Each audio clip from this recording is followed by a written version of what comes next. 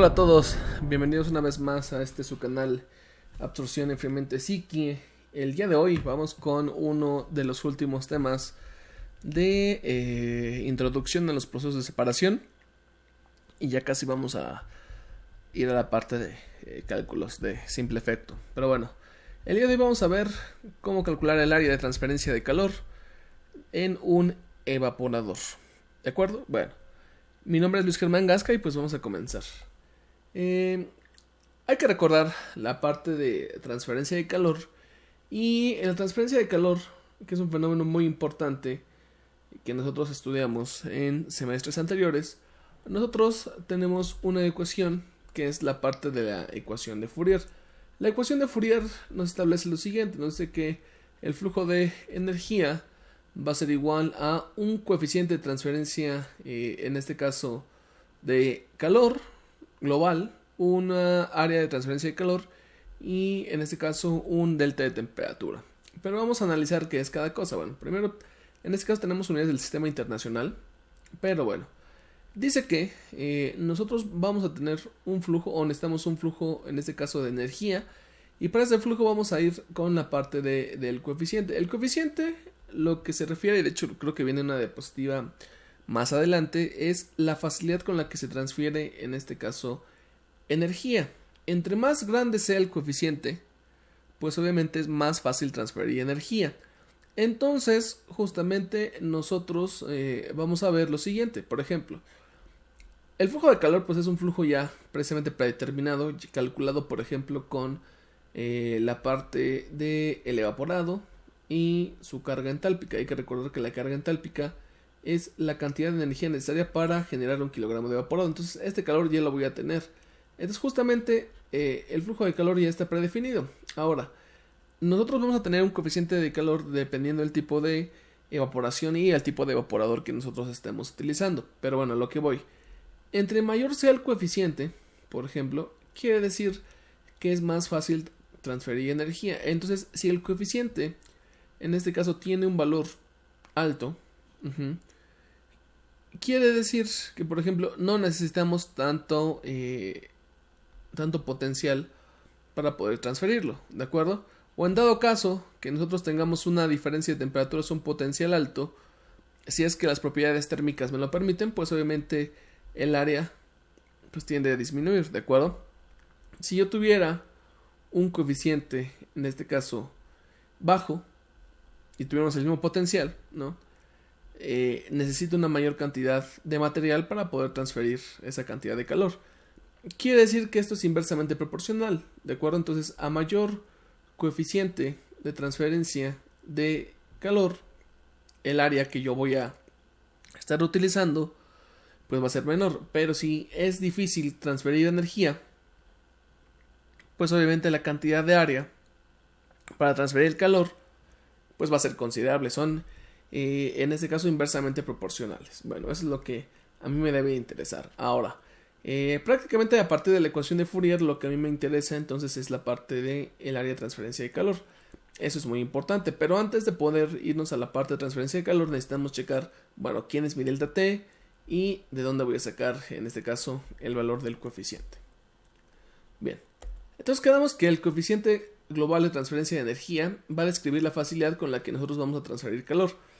Nosotros podemos calcular este coeficiente con expresiones, en este caso, empíricas, que nosotros ya establecimos. Bueno, aquí prácticamente es como lo que les comenté en la diapositiva pasada.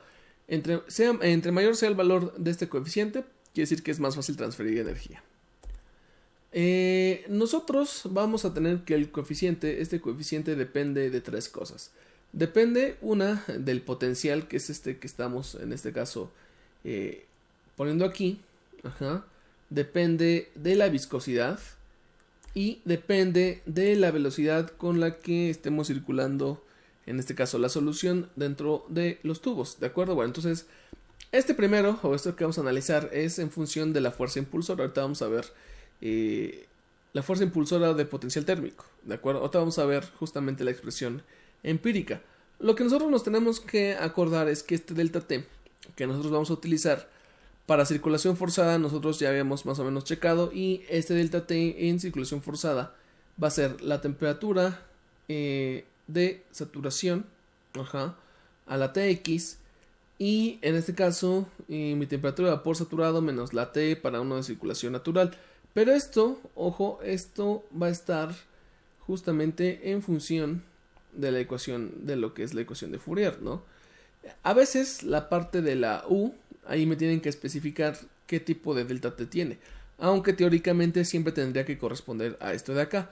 Pero en algunas ocasiones, y ahorita lo vamos a ver en la parte de la ecuación empírica, me indican qué delta T es. Pero bueno, aquí para no tener alguna falla, este delta T al que yo me estoy refiriendo es el que nosotros tenemos en la parte de Q, ¿no? Q es igual a por U por delta T.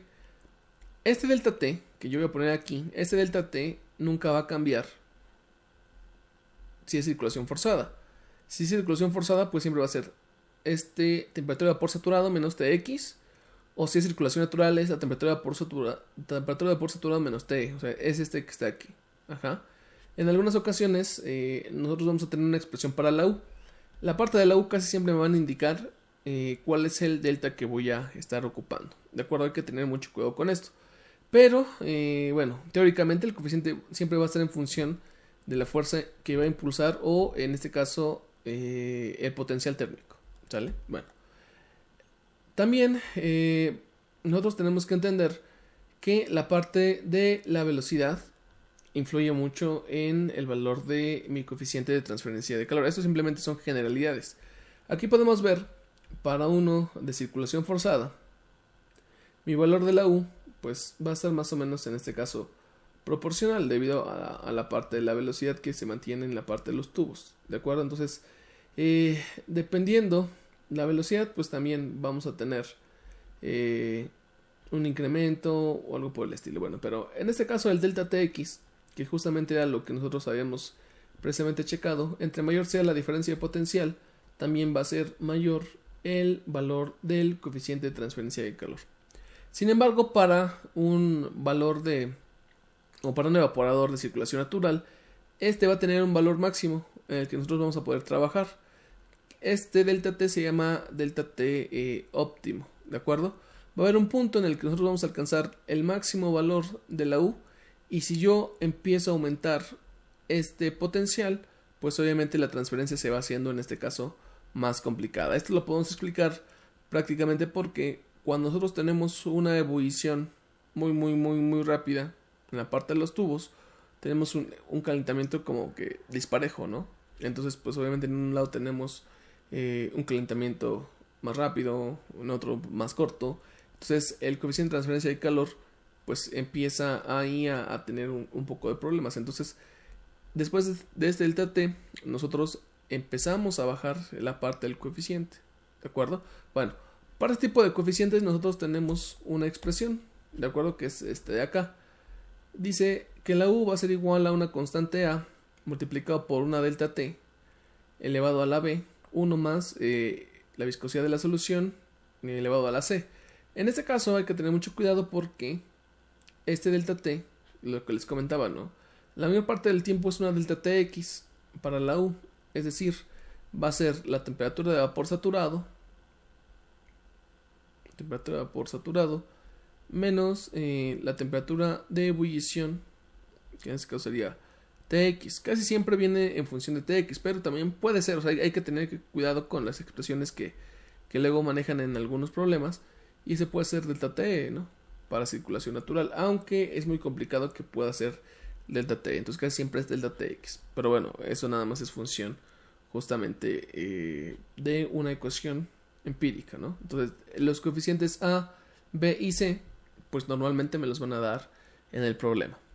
Ahora, otro variable que tengo que considerar pues es la viscosidad, pero bueno, la viscosidad también viene en función, por ejemplo, del potencial, y también viene en función precisamente de la velocidad. Entonces justamente el coeficiente de transferencia de calor depende de la temperatura, de la viscosidad, y también depende de la velocidad a la que transita mi mezcla o mi solución en los tubos, ¿de acuerdo? Depende de esos tres. Ahora, entonces quiere decir que este coeficiente a mí me lo van a dar para que yo lo pueda calcular, o en algunas ocasiones me lo van a dar en función de alguna expresión para poder calcularlo de gráficas. Ya lo veremos en un problema para ver más o menos cómo se calcula. Bueno, ahora vamos justamente al diseño, ya que vimos como la parte del coeficiente, que es lo que más me interesa, sobre todo para que ustedes puedan darse la idea de, bueno, qué es lo que vamos a hacer exactamente. Para la parte del coeficiente, la parte de la superficie de intercambio de calor, nosotros tenemos lo siguiente: el calor suministrado, esta viene dada por la masa de vapor, y obviamente el calor latente. El calor que se ocupa en el proceso, pues este va a ser igual a el evaporado por su carga entálpica, y la parte del diseño, pues obviamente viene en función de lo que es la ecuación de Fourier, que es UA y el delta T.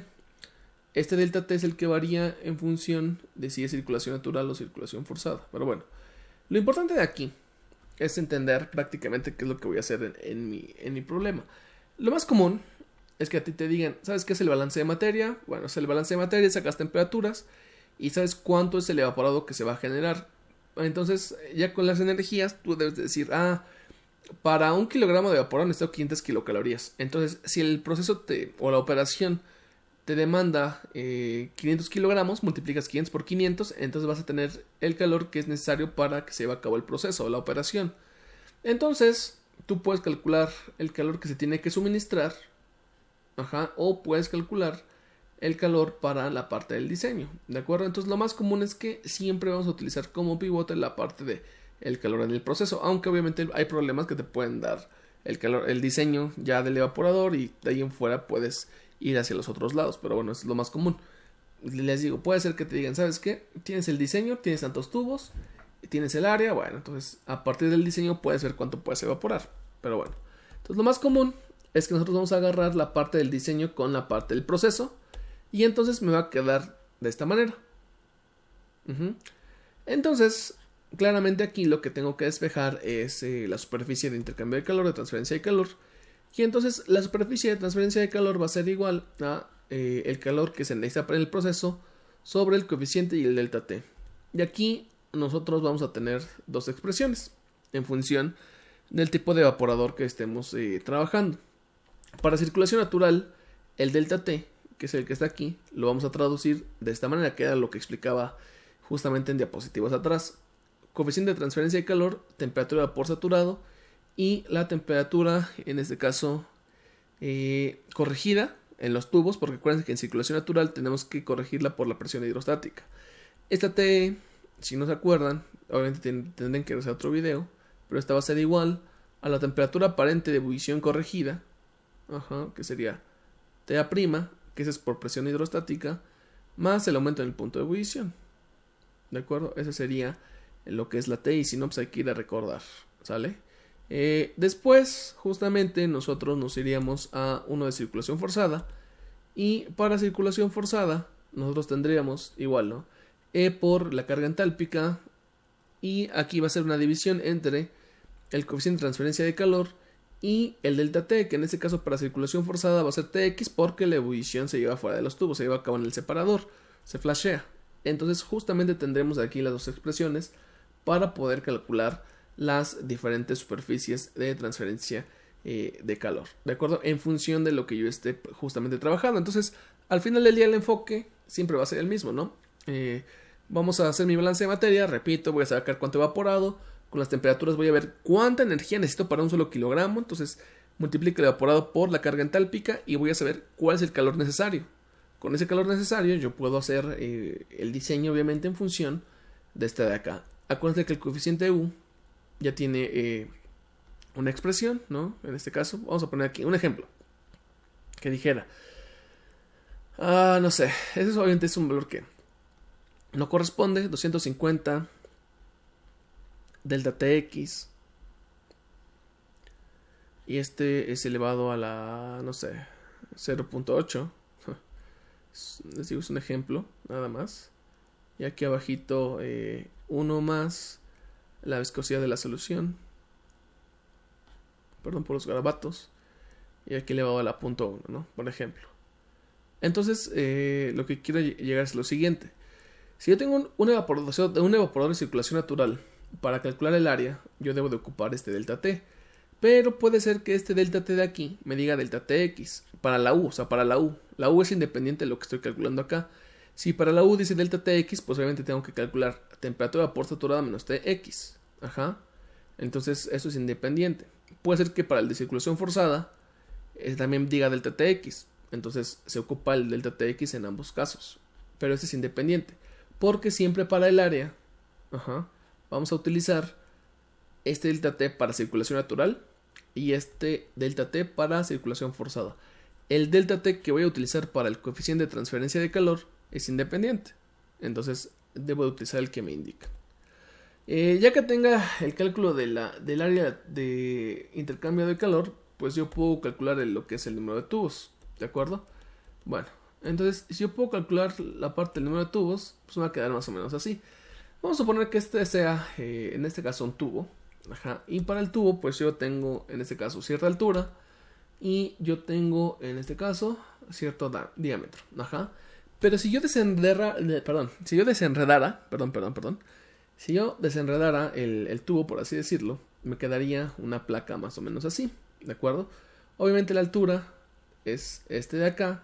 Y por ejemplo, para poder calcular el área de un tubo, pues sería de la siguiente manera. Si esto fuera un rectángulo, un cuadrado, pues yo sé que esto es base por altura, ¿no? Por ejemplo, base por altura, o lado por lado, prácticamente.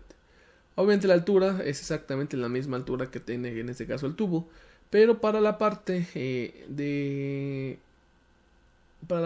la base, que es la que mide de aquí hasta acá, pues obviamente este le corresponde no al diámetro, porque obviamente el diámetro nada más es la distancia que hay de aquí hasta acá.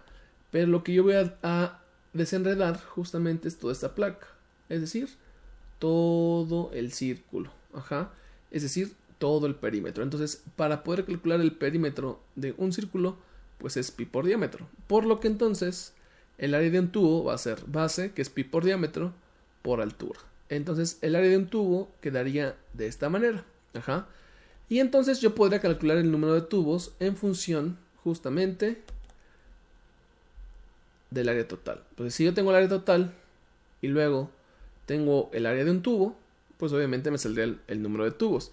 El área total, pues esta viene de la expresión justamente que habíamos estado explicando de... bueno, me voy a regresar a la diapositiva, ¿no? El área total sería esta de acá. Es el área total. Y el área de un tubo, pues es pi por diámetro por altura. Nada más. Entonces, al final del día, nosotros podemos calcular el número de tubos dividiendo el área total entre el área de un tubo. ¿De acuerdo? Bueno, conclusiones. Nosotros siempre vamos a calcular el área con la parte del calor del proceso, es decir, con el evaporado de la carga entálpica.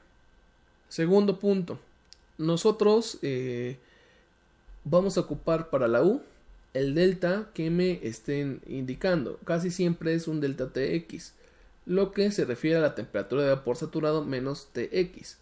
Pero para la cuestión del área, aquí sí depende de cada uno. Si es circulación natural, yo voy a ocupar, en este caso, la TE, que era justamente la que nosotros ya habíamos analizado, que es este de acá. Y para circulación forzada sería este TX. Bueno, hemos llegado al final de este video. Este es muy importante que lo repasen, muy importante que lo piensen. Y bueno, ya nos estaremos viendo en el último video de la parte teórica, que es el balance en el condensador, justo para irnos a problemas de simple efecto. Nos vemos en la próxima. Si tienen alguna duda o comentario, me gustaría que quien haya visto este video que dejara un comentario, ¿verdad? Suscríbanse, pónganle like y bueno, nos vemos en la siguiente entrega.